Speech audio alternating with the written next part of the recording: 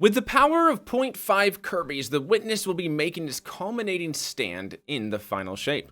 This is what all Destiny has been leading up to for 10 years now. Since its birth, the Witness wanted nothing except one thing: to bring the final shape into existence. The Witness is a being of focus, commitment, and sheer will. Trillions upon trillions of lives lost at the pursuit of one goal: shape the universe in the Witness's vision. The Final Shape DLC might still be 5 weeks away, but Bungie has showed us the Witness enacting the Final Shape in the newest trailer.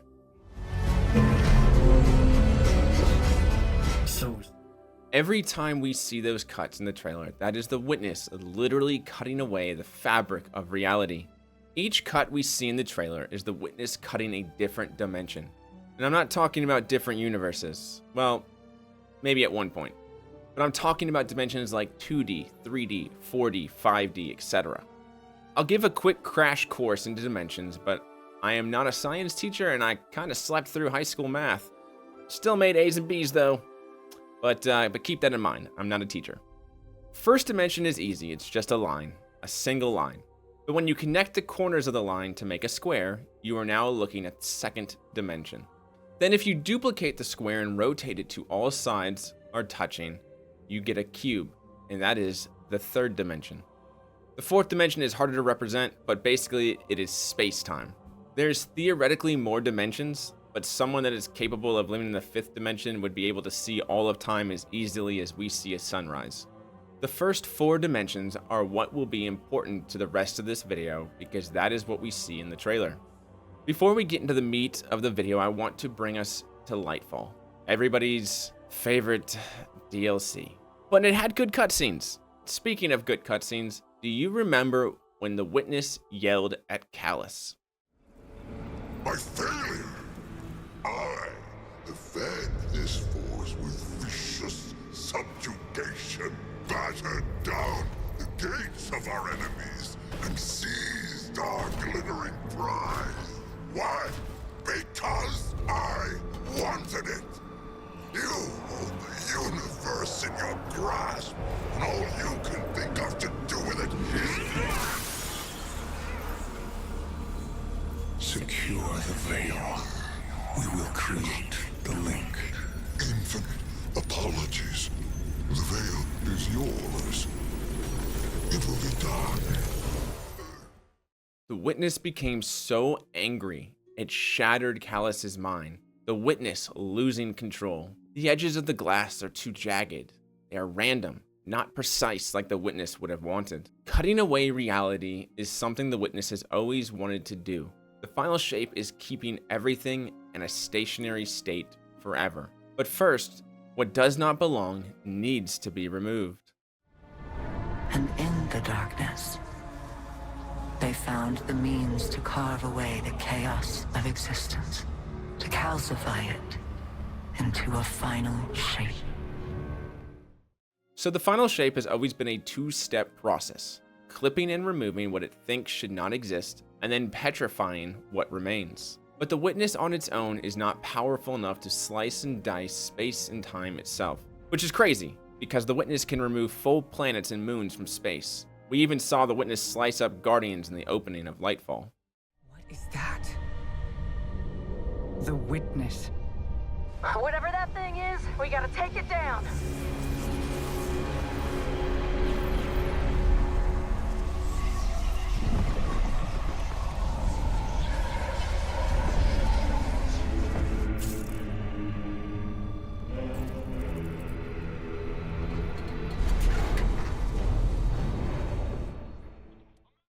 As impressive as these two things are, taking a planet and slicing physical objects with a flick of a wrist, it pales in comparison to what the Witness really wants to do. Think of reality like a movie. As soon as you hit play, the movie will progress forward till the credits roll. We all know a movie is made of film.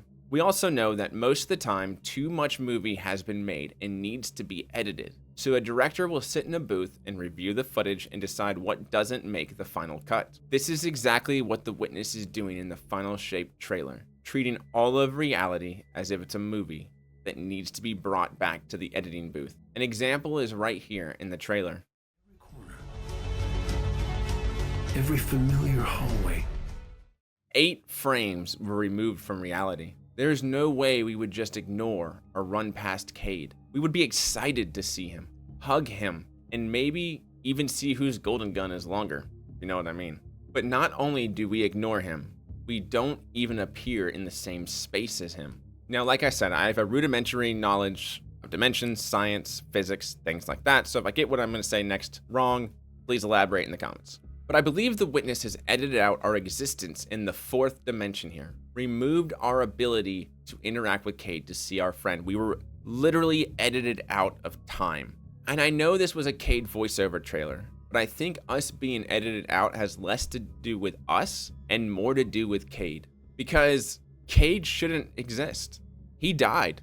To a bunch of bugs, I might add. Which means the very existence of Cayde in the Pale Heart goes against the final shape. The witness is not pro-resurrection, unless it's rare cases where it can help him like Nezarec, but we don't really know exactly how and why Nezarec can revive outside of some vague stuff. As long as he's feared, he can come back. I know people are going to say Oryx and the rest of the Ascendant Hive were allowed to come back to life. Well, true, but they also didn't really die. They found a loophole to keep their soul alive outside of their body, as well as creating a true home outside of reality with their throne worlds. So that whole scenario is different, which is why they would say, like, if you died in your throne world, that was a true death. You actually died. And we can see the witness trying to erase Cayde in the trailer here. It really does look like Cayde was erased from this section of reality. And the biggest theory of why Cayde 6 is in the Pale Heart right now is because Crow accidentally wished for him to return. If you're unfamiliar with this theory, I do have a video from right before Christmas going over it. But in short, it's because of the lore on the Unforeseen Consequences ship. He remembers his sister's throne differently. An amalgam of Elixir flotsam built from the spoils of war. Its great weight suspended from the rafters. A throne Aldrin set ablaze in the wake of losing her. His first step down a forsaken path. Crow lays a hand on the throne before him. It is empty and ponderous, silhouetted by distant nebulae and cosmic dust. It feels smooth, too smooth. It was here that I first heard the news of your death, calls a familiar voice behind him. He turns to see his sister striding down the hall. Mara takes her place beside him and gazes out into the far reaches of space. Did you mourn for me? Crow asks. I did. His sister replies. She is silent for a moment. And I regret what I did to you. The manipulation. The subtle coercion. None of it went the way I intended. Crow follows her gaze into the endless void. I know what that's like. Remorse and recriminations, Mara says absently. She turns her eyes toward him. If you could go back, alter the course of your history, what would you change? He can't help but laugh. Where to begin? Crow muses with a smirk. It fades soon enough. Cayde, he whispers. Mara raises an eyebrow. Oh? Before then, I could have taken a different road, but once I pulled that trigger, he shakes his head. Everything else I can set right, but not that. I just wish I could tell him I shouldn't have done it. I see, Mara murmurs. Her eyes shine in the starlight. Crow sighs and rolls his shoulders back. I should get going. Vanguard's waiting on my report. We all have our obligations, I suppose. Don't I know it? Crow nods as he heads down the hall. He pauses at the portal in the Dreaming City and glances back at Mara, ringed by the distant nebula. She shimmers like a mirage on a desert sand. And then, Crow is gone. See you soon. Mara's voice echoes across the empty chamber as the illusion fades. Oh, brother mine. I believe this theory lines up with what we see in the trailer as well. Cayde seems to have been in the Pale Heart longer than us. How long? We do not know. Could have been the moment Crow made the wish. It could have been when Crow entered the Pale Heart, but I do believe our influence isn't what's bringing Cayde back to life. A wish is something the witness would not want happening and would try to exclude from the final shape. An Ahamkara wish is creating new possibilities that never would have existed otherwise. A wish literally goes against the very essence of the final shape. But can the witness even destroy a wish? A wish, described by Eris on the Ex-Dearest weapon, is desire, the greatest power in the universe. Can even the witness erase an unfulfilled wish? This reminds me of that Rick and Morty episode with the fortune cookies. You couldn't die as long as your fortune was never fulfilled. Because the wish Crow accidentally made wasn't for Cayde to return and exist. It was more specific. I just wish I could tell him I shouldn't have done it. That's the wish. A conversation. An apology. Cayde might actually be safe as long as he never speaks to Crow. Just keep Crow and Cayde separate. Arm's length, mouth shut, leave room for Jesus, going back to COVID standards. Which I know, and I'm gonna be honest, all you Crow haters out there are gonna be happy with. You want Cayde to put a bullet in his head. But you do know when they do talk, because they will talk, all Cayde is gonna do will forgive him and hand over the Vanguard mantle to him, right? Like you guys do know that's what's gonna happen. If we look at this screenshot, we can see sections of the Pale Heart being chopped up and displayed right behind Cayde. Or I guess in front of Cayde, because he's facing that direction. I believe this is what the witness is doing, because it is very similar to what we see in different pyramid ships and even in the trailer. The witness is slicing this beast and putting it back together in a different way, connecting it with luster.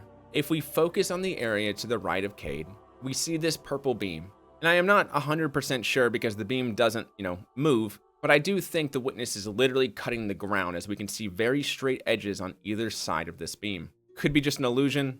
I might be tinfoil hatting that, but I do think that might be a final shape beam. But I will say that the most interesting section is the area to the top left. The air has been sectioned off. That's a whole cube of air, atmosphere, whatever is going on in the Pale Heart. Can you imagine if there is a bird just bouncing around in there like a fish in a bowl? That thing would be so confused, just desperately trying to talk to its family outside. And this is what the witness has always wanted. Not the bird in the air bowl thing, but to be able to rewrite reality, to shape it to its will. A power that was shaped by thought and consciousness.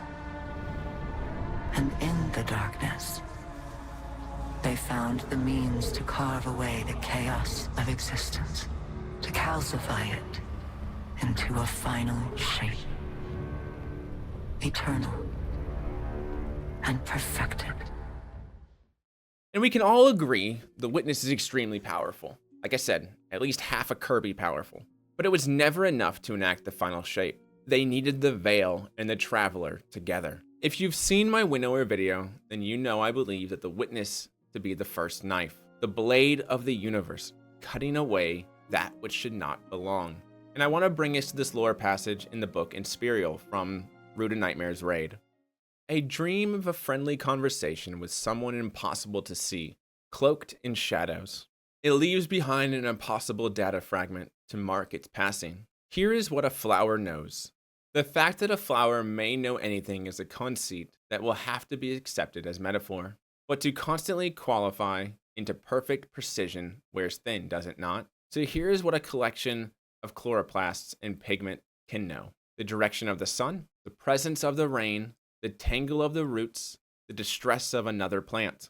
The hands of the gardener, whether they prune or transplant or crush. A flower cannot know much else, but the reality of the garden is vast and wild. A flower knows not the fence. A flower knows not the footpath. And yet there's an infinite cosmic garden, which is not any less real simply because the flower cannot comprehend it.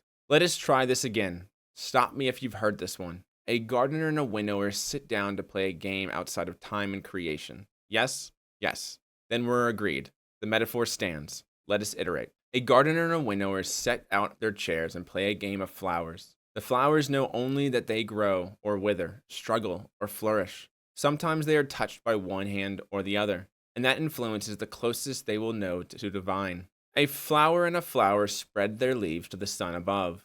Remember that the sun is also a metaphor, a thing said beautifully, winnowed down to poetry, when the truth is too vast to put into words at all. They jostle for space, each competing to be the pinnacle of their shape. One flourishes, one withers. Is it the fault of the flower or the fault of its position?